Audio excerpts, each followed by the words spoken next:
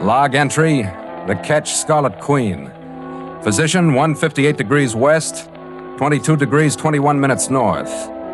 Gyro compass course 290. Wind fresh, sky fair. Remarks: cleared port of Honolulu at 3:30 a.m. without lights to avoid harbor and police officials. Reason for secrecy: the report from the white Jade Buddha.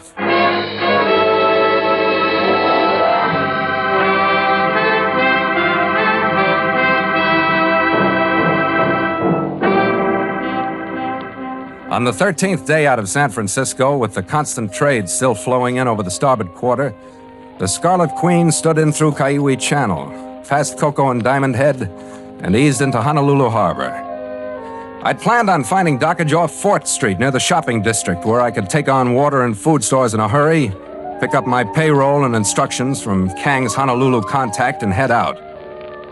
But the section was jammed with merchantmen, so we nosed past Sand Island under power and into Kapalama Basin, where we tied up under the stern of an aging but busy Victory ship. We'd noticed the big diesel yacht that had entered the basin in our wake, but we didn't pay any attention to it until it anchored just off our port beam and a dinghy left her, pulled up alongside. My chief mate, Red Gallagher, caught the hail. Ahoy, the Scarlet Queen! Ahoy, the boat! What's your business? Rosalind Bradbury, master of the Rockahanga. Do I have your permission aboard? Not mine. How about yours, skipper? You stay where you are. What's that? Oh, still in quarantine? I didn't say so, but it'll do. Well then, if Mohammed cannot come to the mountain, sir, let the mountain come to Mohammed. Talk English or cast off. What do you want? The pleasure of your company at tea aboard the Rockahanga. Yourself and your first officer, sir. No need for a formal acceptance. I never take no for an answer. I shall expect you promptly at 5. What kind of bilge was that? I say let's take him up on that invitation, skipper. I say that tea smells like poison. Well, you expected trouble in Honolulu, so it's better to have poison hail you from a dinghy than run into a knife in a dark shoreside alley. What do you say? The poison on a yacht where you can see it, or a knife in a dark alley? Okay, Red. Break out your white linen jacket. We'll try the poison.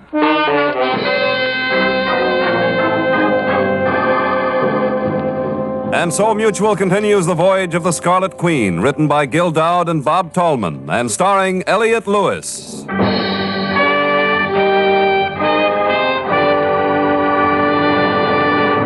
The Scarlet Queen, proudest ship to plow the seas, bound for uncharted adventure.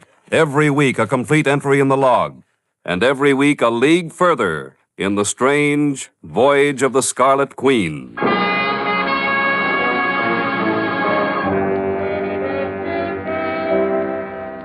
My instinct was to turn down Bradbury's invitation, because I knew that Constantino's machine was out to stop the voyage of the Scarlet Queen, to use every trick in the business to keep me from the $10 million prize Kang was sending me after.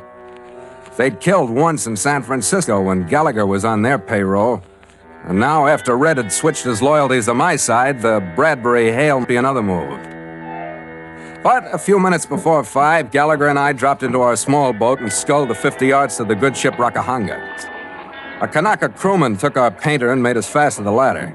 We hunched our shoulder holsters into easy positions and went aboard. We walked across immaculate teakwood toward the main house. Just before we reached it, something under a deck cleat caught my eye. I picked it up. It was a small opal earring in a gold setting.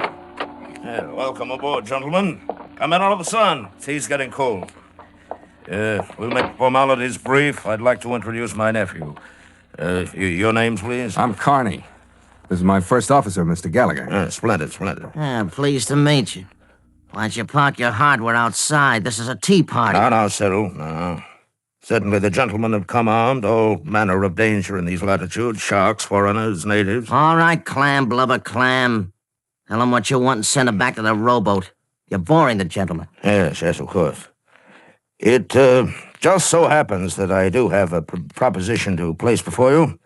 In spite of the apparent grandeur with which you find me surrounded, gentlemen, I find myself temporarily embarrassed. Well, financially, that He means he's broke.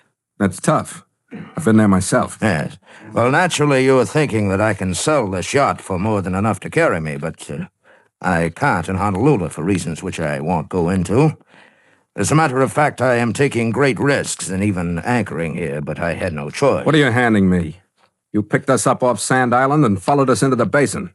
Why us? Why, the very impression you make. Your ship's well-loaded, a craft that will handle well under jib and mizzen for intricate island sailing. Yeah, along with 50 other ketches in this harbor. Yes. Well, now, Mr. Carney, the point is this. I am, shall we say, persona non grata in this city. He means he's hot in Honolulu. Last time he was here, he got a skinful and asked his dame on the ship. Cyril! That will be enough, Cyril. To continue, I must raise enough money to fuel my voyage back to the States. Neither I, nor, if I may say so, Cyril can go ashore. Yeah, but it was no dame. In my travels, I have collected a number of valuable objets d'art. Among them, this rare white jade representation of the Arakanese Buddha, one of the most sacred objects of the Orient, stolen from the Boangan Temple. Look, what Blubber's trying to tell you, he's hot. The statue's hot. There's a certain character in Honolulu who'd pay off good for it. He wants you gents to deliver it for a third of the proceeds. He trusts you. Don't ask me why. Nicely put, Cyril. Well, gentlemen, how about it? Do you agree to assist me? Who's your buyer? A gentleman of the Oriental persuasion, Luchi Shen by name. You will present the object to him, and if he does not instantly recognize its worth, as I believe he will, then kindly direct his attention to the cylindrical marking at its base. This identifies it beyond a shadow of a doubt as the Arakanese Buddha Boanga. Well, Mr. Carney? So the tea is all right, Skipper. The guy's in trouble. We gotta go ashore anyway. Okay, Red, pick up the doll. Oh, almost forgot. I found this out on deck. It's an earring. Huh. Oh, an opal. Now, where could that have come from? Yeah. Where? A cheap little thing. Take it along, Mr. Carney, for luck.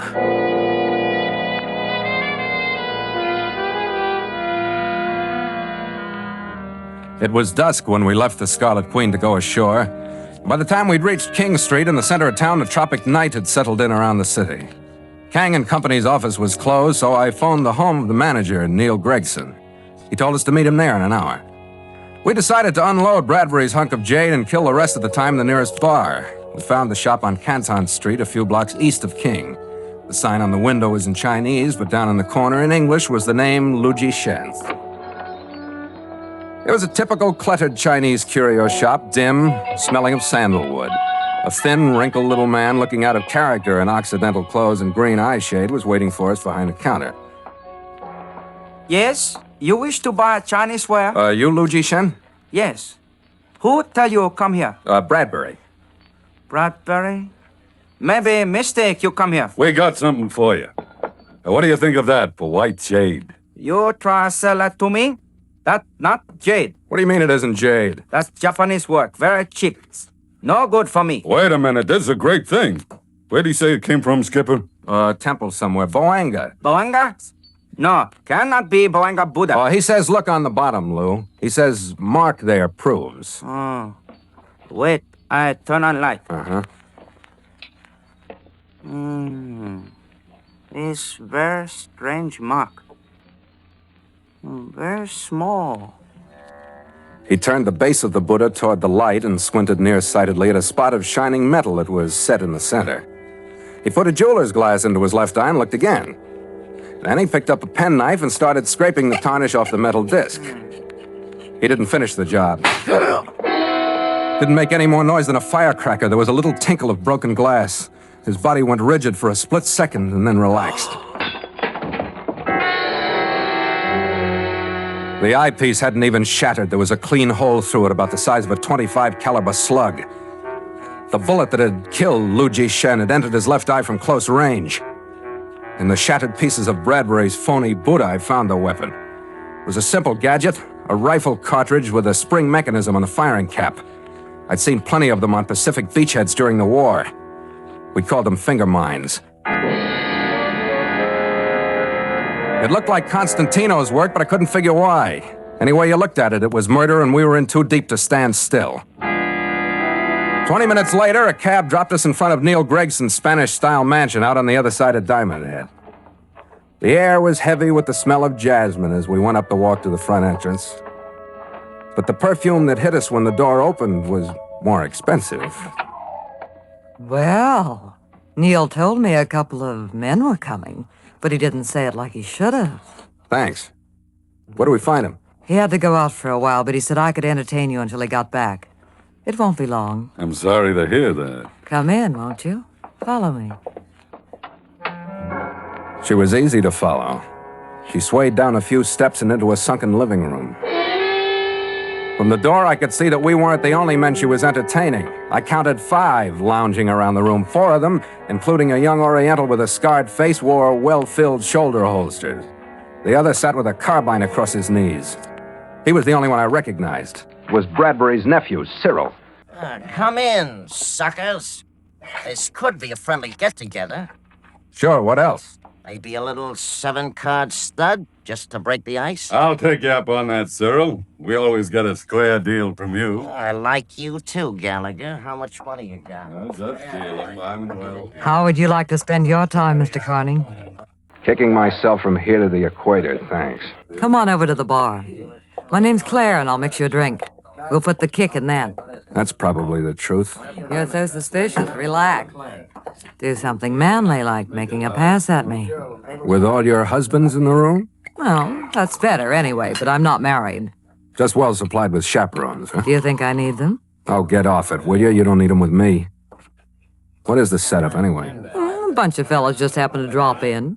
Did you come with them, or are you part of the furniture? I'm engaged to Neil Gregson. You won't like him either. That makes as much sense as anything else. Isn't that a fact? Did you drink all right? Yeah. Can't remember when I've enjoyed one more. I could say the same about you if I were the sarcastic type, but I'm... That must be Neil. Excuse me. The doorbell did something to the atmosphere in the room. I wasn't quite sure what. Nobody changed their positions. Cyril glanced up and then glanced back at his hole card. Claire walked through the room and up the steps. She looked through the open grill, turned back to the room, and held up one finger. Then she opened the door. The figure of a man stood silhouetted in the doorway for just an instant, and then... Every gun in the room opened up on him. The shock knocked him half off the porch, and he lay there. Some people never learn, do they? You really take chances, don't you? You got real guts, Cyril. Stop it, Skipper. It's their party. He never got his hands out of his pockets. I'll ask your advice next time, Carney, but for now, calm up and stay alive, huh? You, Gallagher, on your feet. You're going with us. Good idea. We can finish that game of stuff. Wait a minute, what's the deal? It's a payoff, Carney, for Gallagher's double cross in Frisco. You know what I mean? Okay, let's clear out.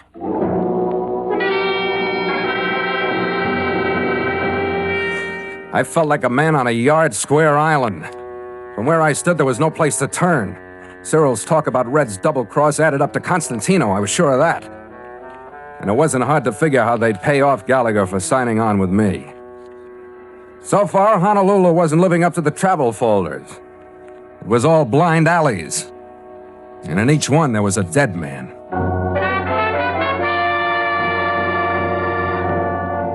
I went to the door, dragged the body inside, and locked myself in with him. I pulled out his wallet. It was Gregson, all right, but any information he was to give me was as dead as he was. That still held even after I found an envelope in his inside coat pocket that had my name on it. 2 hours ago, it would have led to Kang's instructions. Now it didn't lead anyplace. It said, Luji Shen is Kang's man. You're to meet him at 11:45 tonight. I walked a few blocks over to Koa Avenue and hailed a cab. It dropped me on Canton Street. It was about 10, and I hoped that the police were through with Lou's curio shop. The dim light was on and no one was in sight. I went in. It was not only open, it was open for business. There wasn't a sign that a murder had been committed there. And another aged Chinese face rose up out of the shadows behind the counter. You wish buy Chinese ware? Who are you? I am Jia Cheng. You do business now, tonight? You wish buy? I help you. No, I mean, Luji Shen. Lord Jason not here. I know it, that's what I mean. You do business after what happened tonight? Logician, not here. Were the police here? Many police. Many men all want logician. He not here. He go 2-3 days. I got an idea you're talking my language, Joe. Did you see him get killed? Logician, not here. Look, Joe. You know Kang and Son, Shanghai? No sabe. You know named Scarlet Queen? No sabe. Other man are same. What other man? Fat man in white suit, maybe come with police? Look, Joe, I'm captain on Scarlet Queen. I work for Kang and Son. No sabe. Fat man say same. He was lying. Look here. This paper, it say, Philip Carney, Master, catch Scarlet Queen. You read English? No read. And look here, this letter from Kang and Son in Chinese. I was supposed to give it to Lu Jishen, but I didn't know it until it was too late. You come along me. He padded down the other side of the counter and I followed him. We went through a door at the back of the shop and into the living quarters. Zhao bent over a carved camphor wood chest. And when he straightened up, he had a bamboo tube and a thick envelope in his hand. Both of them were from Kang. The envelope held a beautiful, thick bundle of $500 bills and a piece of rice paper, and the tube carried my instructions for finding the contact in Kobe, Japan, and a list of numbers that could have been soundings or elevations. If they were to be memorized, the paper destroyed. You savvy. I savvy. Kang, he most wise man. You aren't so bad yourself, Joe. You worked good trick on Bradbury. Yes, good trick, all right. The police don't know Lou was killed? No person know. I clean up very fast. No person see him, only you, along with the one with red hair and me. To all other person, Liu Jishan, go away. Believe me, I hope he has a good trip. Zhao, you help me more? Bradbury took the one with red hair away. Unless I find, maybe he goes same place Lu Jishen. You know where in Honolulu those men go? Honolulu, very big. Look, one of them was Chinese boy. Knife scar across here. You know all Chinese boys? I know the one. You know what place he go? Any house saloon? What place he meet friend? No friend. American very bad for that Chinese boy. I know it, Joe. I'll try and take care of it for you. Maybe beat Americans' heads together, huh? That place named Farmhouse. Street name Canal Street. Very bad. Yeah, very good. Zhao, you're a beautiful guy. You're the first thing I've seen in Honolulu that I'd like to take home with me.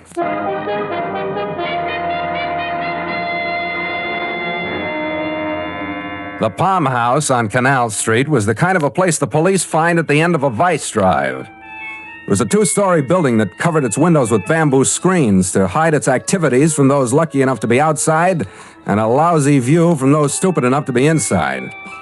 The only healthy thing about the place were the 2 fat palm trees that gave it its name. I took a final breath of fresh night air and went in. It was a big place and crowded, and the atmosphere was thick with smoke, and the band was loud.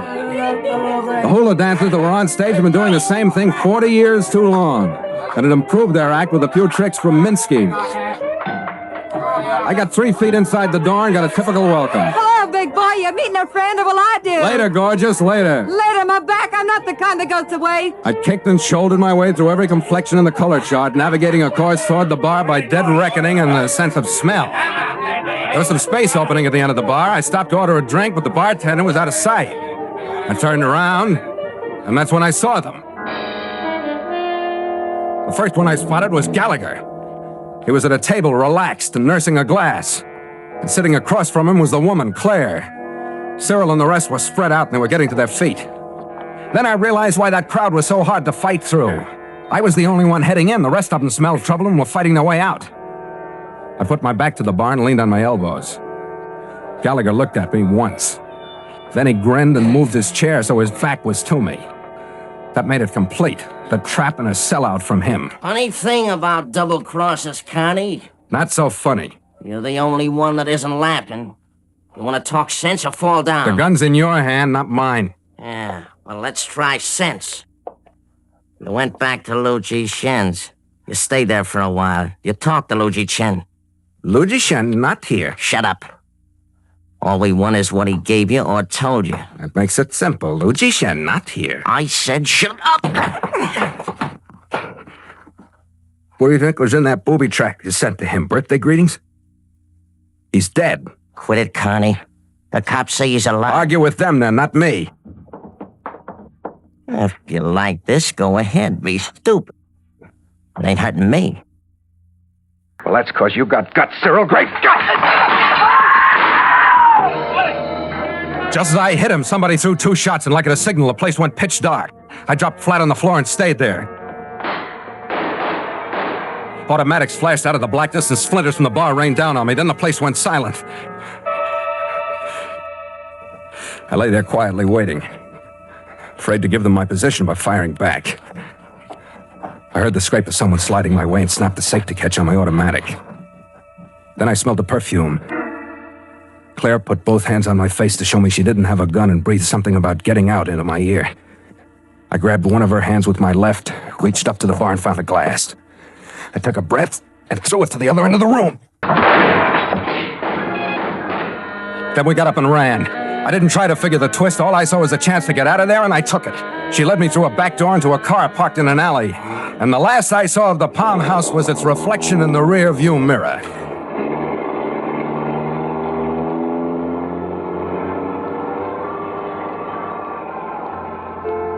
She drove to Mauna Lua Bay on the eastern end of the island and led me into a cottage on the beach. The lights were shaded, the drinks were handy, and the motif was pagan. I'd expected her to toss me some curves, but I was a little wrong as to type. Events so far hadn't pointed to the kind that go with whispering surf and moonlight through palm groves, but there they were. You've got the shakes, haven't you? The shakes are different on this end of the island. Your eyes aren't as soft as you talk. How would they look if they were? Wish I knew what you were up to. Couldn't I just like you? Uh-uh. Couldn't I try? Couldn't I be sick of the whole mess and everyone in it? Couldn't I be honest with myself for just a little while? I don't know. Could you? Maybe I was wrong about you being alive. Are you numb? Just scared. I'm scared to death. I am too, Phil. Maybe it's... Oh, darling. Your face, he hurt you, didn't he? He hurt you. I don't remember. I don't remember a thing but being here.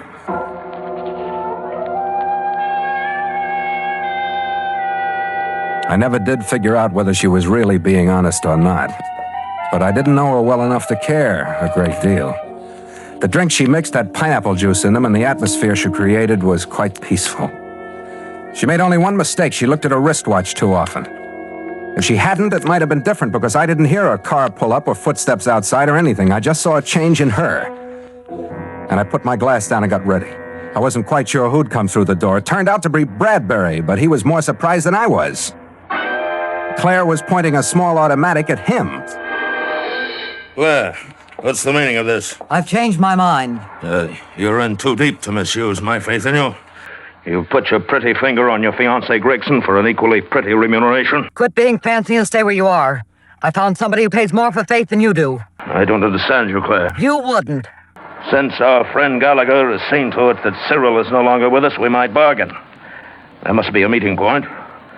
Certainly you aren't wasting your time on Carney here. Turn around, fat boy. Who drove you out here? Gallagher. Yeah, fat boy, Gallagher. Isn't it a caution, Skipper, what we have to go through to keep our heads above water? That's when the pagan cottage exploded, because that's when everybody realized who was sold out by whom. Red-colored Bradbury, and I made a grab at Claire. I was close, but not close enough. She'd aimed at Gallagher, but Bradbury had been pulled in line instead. 2 spots of crimson suddenly blossomed on that white linen suit. And when Red let go of him, he settled fatly on the carpet. And Claire disappeared through a side door. Where's the dame, Skipper? I want to get my hands on her. Let her go, Red. I can't help it, Skipper. She made me mad. You know why? Sure. I don't think you do. Remember that opal earring you found in the Rakahanga? I wasn't mad till I found the other one on her dressing table. What were you doing at her dressing table, Making a deal, Skipper. Deciding that she'd double-cross Cyril and Bradbury, I'd double-cross you. And she and I were going to live happily ever after. On what Constantino'd pay us for what you got from Lu Ji Shen. Yeah. Should I congratulate you? Skipper, if you knew what I went through making Cyril think I was double-crossing you, you would congratulate me. Yeah. How about Cyril? Yeah. How about Cyril? Skipper, what do you think of Honolulu as a port of call? It's kind of mixed up with what I think of you as a chief mate. But I think if we try, we can get out of here before daybreak. Considering what's happened since we got here, I think we better. Homicide won't like us in the morning. An hour later, a sleepy crew had fallen to, and the Scarlet Queen sneaked away from her dock under power, out of Kapalama Basin, headed out toward the still dark western horizon.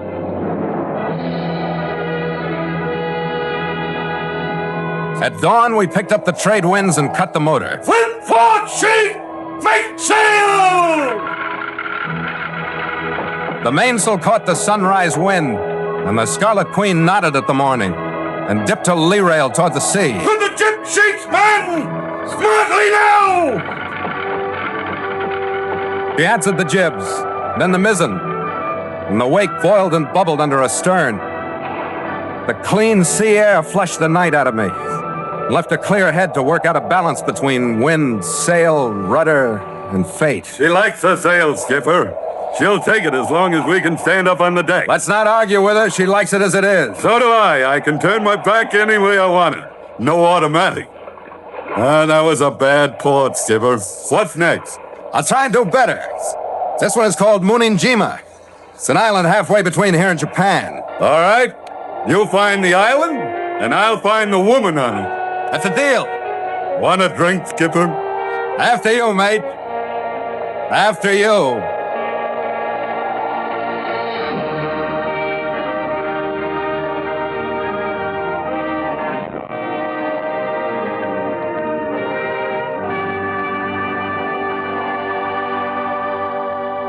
Log entry, catch Scarlet Queen, 5:30 p.m. Miles traveled, 3,035. Wind brisk, sky lowering. Sea choppy with high cross swell. Mainsail and mizzen reefed, ship secure for night. Signed, Philip Carney, Master.